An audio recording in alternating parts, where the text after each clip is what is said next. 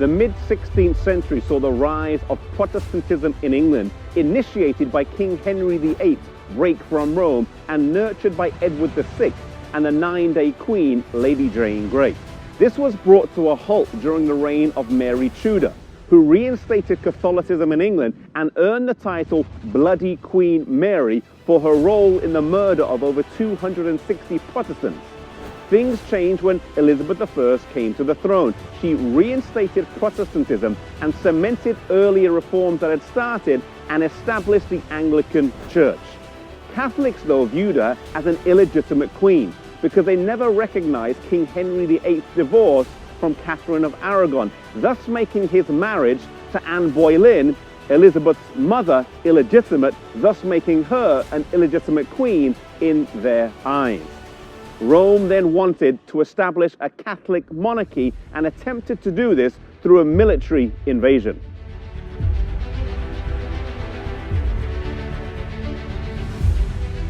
On the 28th of May, 1588, the Spanish Armada, a fleet of 130 ships, set sail from Spain to England.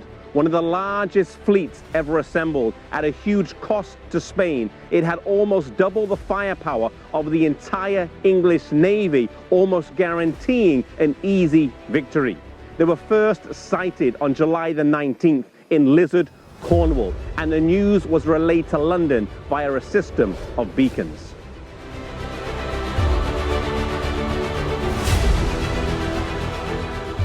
Sailing up the English Channel, they missed an opportunity to attack the English fleet stuck in the tidal mud in Plymouth.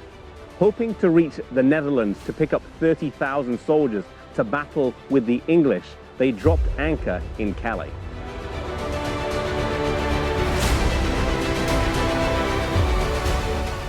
On the 29th of July, across from the cliffs of Dover, over in the French waters of Calais behind me, the Armada was attacked by 8 English fireships that came in, broke their formation, allowing the smaller and more agile English ships to come in and wreak havoc.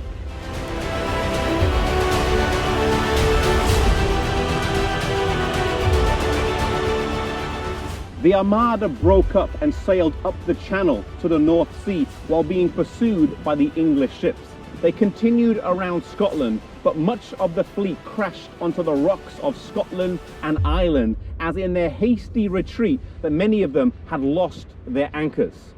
Of the 130 ships that originally set sail, only 67 of them made it back home.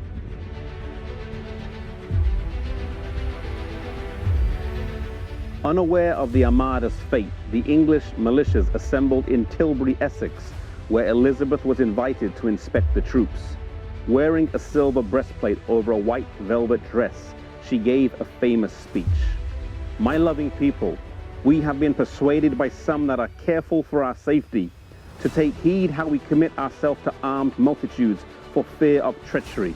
But I assure you, I do not desire to live to distrust my faithful and loving people.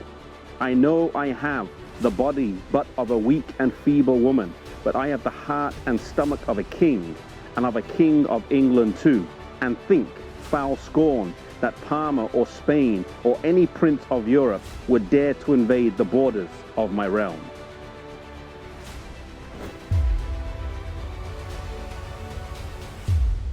When it was clear that the Armada's attempt to overthrow Protestantism had failed, England was relieved, and Elizabeth I led a Thanksgiving service to St. Paul's Cathedral that was attended by almost as many as her coronation.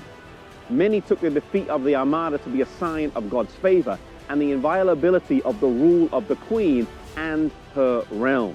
Protestantism was uplifted, and medals were inscribed that bore variations of the inscription, "God blew the winds and they were scattered," or "He blew and they were scattered." While historians debate exactly what was the factor that led to the defeat of the Armada, one thing is clear: Providence played a key role.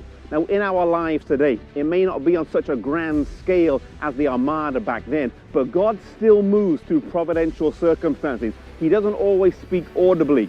He doesn't always have a bloodless hand writing on the wall, as in Daniel chapter 5, but God still rules in the affairs of men, and in our lives today, He still moves through providential circumstances.